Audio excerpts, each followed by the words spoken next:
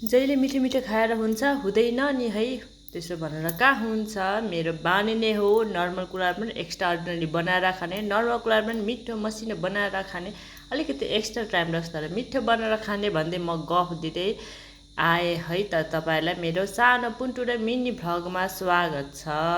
आज चाहिँ कामबाट निस्किने बित्तिकै पानी परिरहेको थियो, एकदम मुसलधारे चट्याङ पनि हानिरहेको थियो। अनि एकछिन उभिम पानी रोकिन्छ कि भनेर रोकेन। अब यसो बस्दा दिमागमा आइहाल्यो कि आज त पानी परिरहेछ, टक्कसँगले लोकल कुखुराको झोल खाइदिउँ न त, पिरो मरिचको झोल हालेर भनेर हामी मासु लिनलाई भित्दै भए पनि जाने भनेर निस्केको। मासु लिन जाने ठाउँमा जाँदै पानी त रोक्यो, मासु त लिइहाल्यौँ। त्यसपछि मासु त ल्याउनै पर्यो खानै पर्यो भनेर टक्कसँग लिएर आएँ।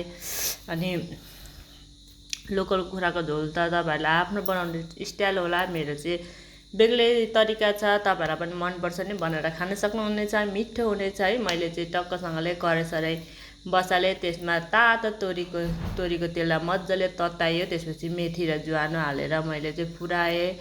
त्यसपछि प्याज काटेको थिएँ, प्याज पनि हालेँ। अनि प्याज हालिसकेपछि पतास पनि हालेँ, मिठो बास्ना आउँछ नि त। म चाहिँ अरू केही गरम मसलाहरू हाल्दिनँ, अनि त्यही हाल्छु। अनि मजाले त्यसलाई हर्दी तेलमा हालेर लगायो भने चाहिँ मजाले सबैतिर लाग्छ क्या मासुको। अनि त्यसमा लगाएर मजाले भुटेर रातो पारेर परपरे क्या बिस्तारै भुट्दै जाने, पानी त्यसको सुक्दै जान्छ भुट्दै जाने, त्यति भुट्दै गर्छ भनेर मैले टमाटर बनाएँ। अनि तपाईँको यो लोकल लसुन छ नि, लसुन चाहिँ डल्ला हालेर खानु पनि कस्तो मिठो हुन्छ खाइ। अनि मैले सबै गरिसकेपछि लास्टतिर हालेँ, किनकि त्यो धेरै पाएको भने मिठो हुँदैन। म चाहिँ जहिले पनि जे कुरामा पनि मिक्सचरहरूमा धुलो जिरा धनियाँको धुलो त म धुलै हाल्छु, त्यो चाहिँ आफैले बनाएरै राख्छु, त्यो पनि किनेर हाल्दिनँ। अनि मसलाहरू चाहिँ म आफैले पिसेर हाल्छु क्या, जेमा पनि। मासुमा मात्र होइन, म सबै सब्जीहरूमा आफ्नो हातले पिसेको मसला नखाइकन चित्त बुझ्दैन, स्वादै आउँदैन, मिठै हुँदैन। त्यही भएर म चाहिँ लस्सीसँगले अलिकति सुकेको खुर्सानी, अनि अलिक धेरै मरिच अलिकति पानी परेको बेलामा अलिक राम्रै हुन्छ नि त स्वास्थ्यको लागि। अनि मरिच हालेँ, अनि अदुवा लसुन केलाएर राखिराखेको थिएँ, त्यो पनि पिसेँ। अनि मलाई चाहिँ प्याज पनि अलिकति पिस्नै पर्यो, धेरैले चाहिँ पिसेर हाल्नुहुन्न, म चाहिँ पिसेर हाल्छु प्याज है। अलिकति बाक्लो रस हुन्छ, अनि मिठो पनि हुन्छ क्या ग्रेभीको लागि। टमाटर पनि ठिक्कले हाल्छु, धेरै हाल्यो भने अमिलो हुन्छ, त्यही भएर म चाहिँ प्याज पनि पिसेर हाल्छु। यति नभए त चित्तै बुझ्दैन नि खानु छ मिठो बनाएर, अनि यति त मिहिनेत गर्नै पर्यो भनेर म चाहिँ लस्सी मसला पिस्न थालेँ। पिसिसकेपछि अनि मासु पनि भुटिँदैछ, बिस्तारै गरेर चलाउँदैछु गर्दैछु होइन। यति मसला पिसिसक्दा मासु पनि भुटिसक्छ र टमाटर पनि पाकिसक्छ भनेर सोध्दै म मसला पिस्दै थिएँ। अनि त्यो अघि हालेको लसुन पनि पाकिसक्नु पर्ने हो भनेर म लस्सी मसला पिसेँ।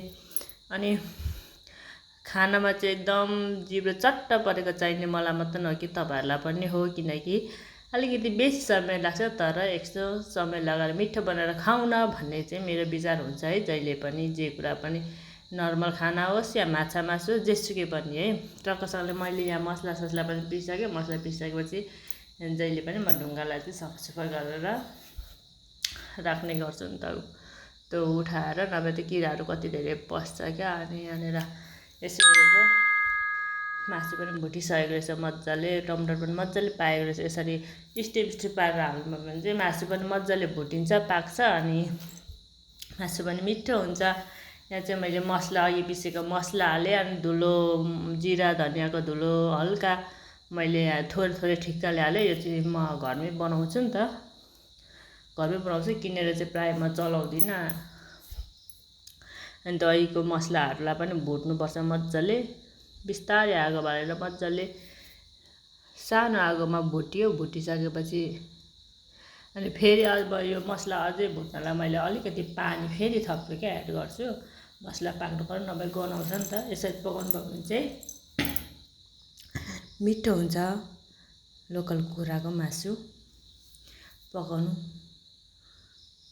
कस्तो लाग्यो तपाईँहरू मलाई कमेन्ट पनि गर्नुहोला, बिचमा है, हेरेर मात्र नजानुहोला, लाइक पनि गर्नुहोला, सेयर पनि गर्नुहोला। अब यो चाहिँ तपाईँलाई झोल हाल्न रेडी भइसकेको हो कि, किनकि यसमा पानी छोडेछ नि त, हेर्दै खाउँ भइरहेछ है। कस्तो मिठो पनि भएको थियो, तपाईँहरू त खाएर पनि सुतिसक्नुभयो होला, तर हाम्रो चाहिँ भर्खर पालो हुँदैछ, किनकि काम गरेर आयो, त्यसपछि यताउति गर्दा गर्दै रातको 9-10 त बजि नै हाल्छ खाना खाँदा। अनि रस चाहिँ ठिक्कले हाल्नु होला, तपाईँलाई कति चाहिन्छ त्यही अनुसार हाल्नु होला रस। अनि रस हामी चाहिँ 2 जना छौँ, 2 जनाको परिवारलाई ठिक्क हुन्छ यति रसले। अनि अलिअलि उभिन्छ, भोलिको लागि पनि भइहाल्छ भनेर म चाहिँ हल्का थोरै रस हाल्छु। अनि बोक उम्लन दिने 5 मिनट जति। 5 मिनट जति उम्लिसकेपछि हरियो धनिया हाल्नुहोस्। हरियो धनिया हालिसकेपछि एकछिन भुलुक्क उमालेर ग्यासलाई बन्द गरिदिने। ग्यासलाई बन्द गरिसकेपछि हाम्रो खाना रेडी भयो। तपाईँलाई मेरो मिनी भ्लग कस्तो लाग्यो, हेरेर कस्तो लाग्यो कमेन्ट गरिदिनु होला, लाइक गरिदिनु होला है। हेरेर मात्र नजान्नु होला, लाइक पनि गरिदिनु होला। हस्त मेरो खाना पनि रेडी भयो, अब म खाने। हजुरहरूको खाना त भइसक्यो होला है। त्यसो गुड नाइट, बाई। आजको मेरो मिनी भ्लग यति नै, बाई।